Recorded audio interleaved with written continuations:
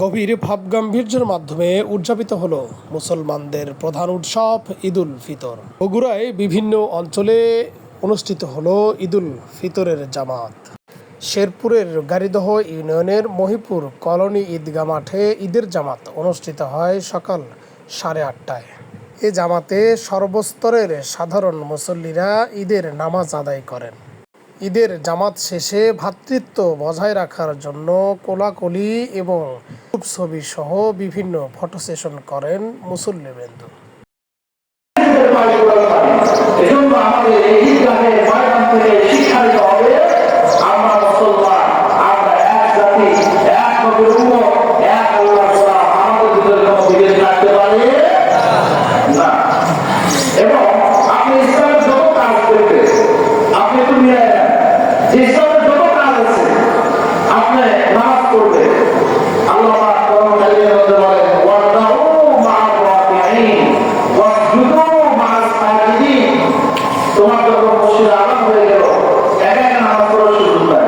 কি করতে হবে?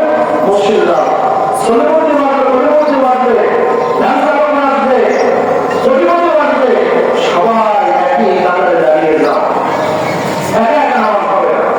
ইমাম আজম আবহান রহমতুল্লাহ বলে, মসজিদে আসার হওয়ার পরেও যে ব্যক্তি কোনো অবস্থায় একা নামাজ আদায় করলো, ওই ব্যক্তি নামাজও হয় না। কারণ কোরআনের দলিল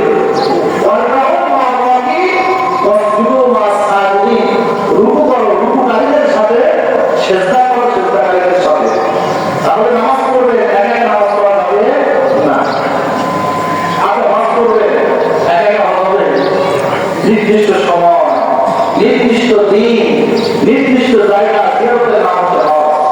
আপনি হজ করতে যাবেন শুধু বাংলাদেশের মুসলমান নয়, সারা দুনিয়ার মুসলমান আসবে।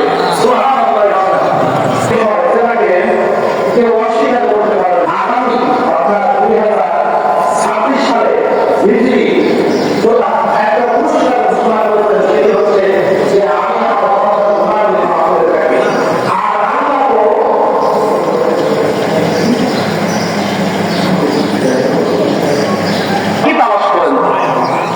বললেন ইতিকাফ এজন্য করি যাতে করে আমার কাছ থেকে লাইলাতুল কদর